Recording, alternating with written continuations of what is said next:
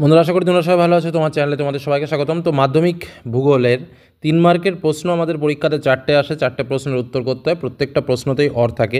তো যে প্রশ্নগুলো তোমাদের জন্য ইম্পর্টেন্ট সেগুলো এখন শেয়ার করছি। প্রথম, বহির্জাত প্রক্রিয়া তয়ের দ্বারা সৃষ্ট ভূমিরূপ থেকে 2024 সালে এখান থেকে যে প্রশ্নটা এসেছিলো সেটা হলো হিমরেখার উচ্চতা সর্বদা এবং সব ঋতুতে সমান হয় না কেন।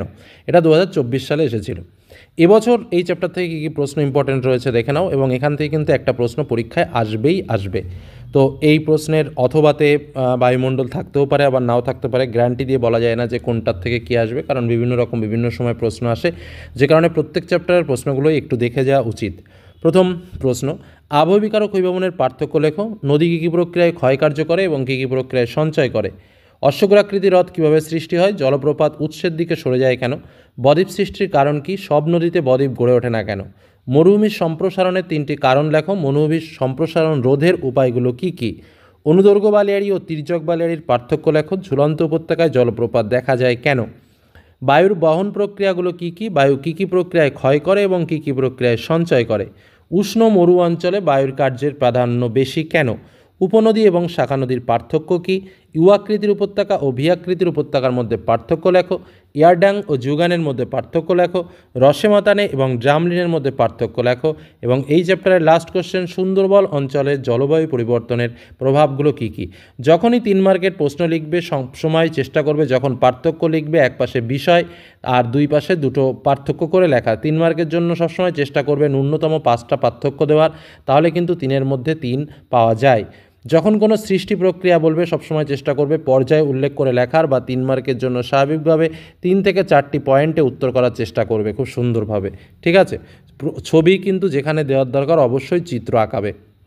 নেক্সট, বায়ুমণ্ডল চ্যাপ্টার থেকে প্রশ্ন। আগেরবার 2024 সালে বায়ুমণ্ডল চ্যাপ্টার থেকে এসেছিল ঘূর্ণবাত ও প্রতিঘূর্ণবাতের পার্থক্য। তো তোমাদের জন্য কী কী ইম্পর্টেন্ট দেখে নাও। প্রথম প্রশ্ন, ওজোন স্তরকে প্রাকৃতিক সৌরপর্দা বলে কেন? আয়নোস্ফিয়ারে মেরুজ্যোতি সৃষ্টি হয় কেন? ওজোন গ্যাসের গুরুত্ব কী? পর্বতের কোন ঢালে বৃষ্টির ছায়া অঞ্চলের সৃষ্টি হয়েছে এবং কেন? ভারতকে মৌসুমী বায়ুর দেশ বলে কেন? ওজোন গহ্বর সৃষ্টির কারণ ও প্রতিরোধের উপায় কী? স্থলবায়ু ও সমুদ্রবায়ুর পার্থক্য লেখো। ওজোন স্তর সৃষ্টি ও ধ্বংস হয় কীভাবে? জলভাগ অপেক্ষা স্থলভাগ অধিক উত্তপ্ত হয় কেন? আবহাওয়া ও জলবায়ুর মধ্যে পার্থক্য কী? মেঘমুক্ত রাত্রি অপেক্ষা মেঘাচ্ছন্ন রাত্রি গরম কেন? বায়ুমণ্ডল উষ্ণ হবার 3টি পদ্ধতি কী কী? আমরা বায়ুচাপ অনুভব করি না কেন? উল্কাপিণ্ডে পুড়ে যায় কেন? স্ট্রাটোস্ফিয়ারে বিমান চলাচল করে কেন? ভারতকে মৌসুমী বায়ুর দেশ বলে কেন? এবং নিরক্ষীয় অঞ্চলে 4 o'clock রেইন হয় কেন? এবার আমরা আসবো বায়ুমণ্ডল থেকে। তো বায়ুমণ্ডল থেকে কিন্তু প্রশ্ন একটা আসবেই। তো কী কী প্রশ্ন ইম্পর্টেন্ট রয়েছে দেখে নাও। প্রথম প্রশ্ন, গ্র্যান্ড ব্যাংক মগ্নছড়া বাণিজ্যিক মৎস্য চাষের জন্য অনুকূল কেন? নিউ ফাউন্ডল্যান্ড সারা বছর কুয়াশাচ্ছন্ন থাকে কেন? সমুদ্র স্রোত ও সমুদ্র তরঙ্গের মধ্যে পার্থক্য কী? একটি স্থানে দুটি মুখ্য জোয়ারের মধ্যে সময়ের ব্যবধান 24 ঘন্টা 52 মিনিট হয় কেন? আমাবস্যার জোয়ার পূর্ণিমার জোয়ারের তুলনায় তীব্র হয় কেন? পেরিজিয়ান জোয়ার ও অ্যাপেজিয়ান জোয়ার কী? জলবায়ুর উপর সমুদ্রবায়ুর প্রভাব লেখো। পৃথিবীর প্রতিটি স্থানে প্রতিদিন দুবার জোয়ার ও দুবার ভাটা হয় কেন? ভরা জোয়ারের তুলনায় মরা জোয়ারের জলস্ফীতি কম কেন? ভরা জোয়ার ও মরা জোয়ারের পার্থক্য লেখো। নেক্সট আমরা বলবো বজ্র ব্যবস্থাপনা থেকে ইম্পর্টেন্ট প্রশ্ন। প্রথম প্রশ্ন, যেটা 2024 সালে এসেছিল সেটা একটু জেনে রাখা উচিত। এই চ্যাপ্টার থেকে 2024 সালে দুটো প্রশ্নই এসেছিল, এবারও দুটো আসবে, কারণ এই চ্যাপ্টার থেকেই দুটো প্রশ্ন আসে, একটা প্রশ্নের উত্তর করতে হয়। 2024 সালে এসেছিল জৈব ভঙ্গুর ও জৈব অভঙ্গুর বজ্রের পার্থক্য এবং পরিবেশের ওপর বজ্রের 3টি প্রভাব। তো এবছর তোমাদের জন্য যে প্রশ্নটা সবার থেকে বেশি ইম্পর্টেন্ট সেটা হচ্ছে বজ্র ব্যবস্থায় শিক্ষার্থীদের ভূমিকা আলোচনা করো। দ্বিতীয় প্রশ্ন, পার্থক্য আসতে পারে তরল বজ্র ও কঠিন বজ্রের পার্থক্য, বিষাক্ত বজ্র ও বিষীন বজ্রের পার্থক্য, কঠিন তরল ও গ্যাসীয় বজ্র ব্যবস্থাপনার পদ্ধতি, তার মধ্যে ভরাটকরণ, নিষ্কাশন এবং স্ক্রাবারটা কিন্তু ভেরি ইম্পর্টেন্ট, সেটা 2 মার্কে আসুক বা 3 মার্কে আসুক, খুব ভালো করে রেডি রাখবে। বজ্র ব্যবস্থাপনার প্রয়োজনীয়তা আলোচনা করো। গ্যাসীয় বজ্র নিয়ন্ত্রণের উপায়গুলো কী কী? ভাগীরথী ও হুগলি নদীর জল বিভিন্ন বজ্রের দ্বারা কীভাবে দূষিত হচ্ছে? বিভিন্ন প্রকার চিকিৎসা সংক্রান্ত বজ্রের নাম লেখো। বজ্র ব্যবস্থাপনায় 3R বা 4R এর ভূমিকা কী? বজ্রের প্রকারভেদ সম্পর্কে আলোচনা করো। তার মধ্যে তরল গ্যাসীয় বিষাক্ত আর বিষীন বজ্র, এই বজ্রগুলোর সংজ্ঞা, উদাহরণ, বৈশিষ্ট্য গুরুত্ব সহকারে মনে রাখবে। এবার আমরা আসবো ভারতের দুটো অংশ, একটা প্রাকৃতিক একটা অর্থনৈতিক বা আঞ্চলিক। তো প্রাকৃতিক থেকে আগের বছর এসেছিল মৃত্তিকা সংরক্ষণের বৈশিষ্ট্য, আর এই বছর যে প্রশ্নগুলো ইম্পর্টেন্ট, তরাই ও ভাবর বলতে কী বোঝো? দাক্ষিণাত্য মালভূমির সম্পর্কে আলোচনা করো। কয়াল কাকে বলে বৈশিষ্ট্য লেখো। পার্থক্য লেখো পূর্ব হিমালয় ও পশ্চিম হিমালয়, পূর্বঘাট ও পশ্চিমঘাট পর্বতমালার পার্থক্য, ভারতীয় জনজীবনে হিমালয়ের প্রভাব আলোচনা করো। দার্জিলিং ও কাশ্মীর হিমালয় সম্পর্কে আলোচনা করো। গঙ্গা বা ব্রহ্মপুত্র নদীর গতিপথ সম্পর্কে আলোচনা করো। উত্তর বাহিনী নদীগুলো বন্যাপ্রবণ কেন? নর্মদা ও তাপ্তি পশ্চিম বাহিনী কেন? দক্ষিণ বাহিনী নদী খরস্রোতা কেন? পশ্চিম বাহিনী নদীতে বদ্বীপ গড়ে ওঠেনি কেন? ভৌমজলের অতিরিক্ত ব্যবহারের ফলাফল কী? বহুমুখী নদী পরিকল্পনার উদ্দেশ্য কী? বৃষ্টির জল সংরক্ষণের পদ্ধতিগুলো কী কী? ভারতের মৃত্তিকা ক্ষয়ের পদ্ধতি কী? বন বিনাশের কারণ কী? বন বিনাশের পদ্ধতিগুলি লেখো। আঞ্চলিক থেকে যে ইম্পর্টেন্ট প্রশ্নগুলো রয়েছে, আগেরবার এসেছিল 2024 সালে ভারতের কৃষির সমস্যা এসেছিল। এবার তোমাদের যে প্রশ্নগুলো ইম্পর্টেন্ট, ভারতের কৃষির গুরুত্ব ও বৈশিষ্ট্য, খারিফ শস্য ও রবি শস্যের পার্থক্য, জায়দ শস্য কী বৈশিষ্ট্য লেখো। ধান, পাট, গম চা চাষের সমস্যা, অন্তত 3-4টে করে সমস্যা জেনে রাখবে। উত্তর পশ্চিম ভারত গম চাষ উন্নত কেন? উত্তর পূর্ব ভারতে চা চাষের উন্নত কেন? পাঞ্জাব হরিয়ানা অঞ্চলে কৃষিকাজের উন্নতির কারণ কী? কাকে কেন ভারতে রূঢ় বলা হয়?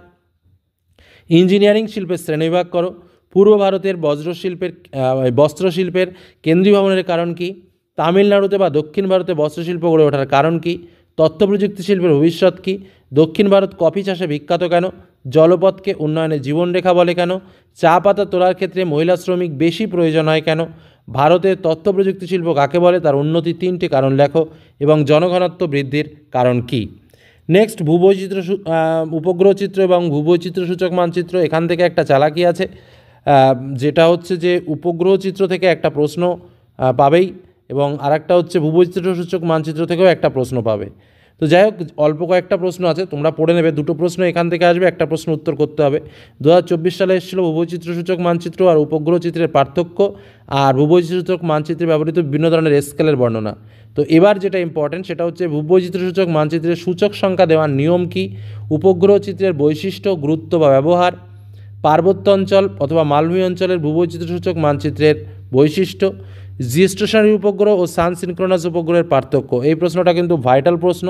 উপগ্রহ চিত্রের সুবিধাগুলো কী কী এবং ভূবৈচিত্র্য সূচক মানচিত্রের বৈশিষ্ট্য বা গুরুত্ব বা ব্যবহার।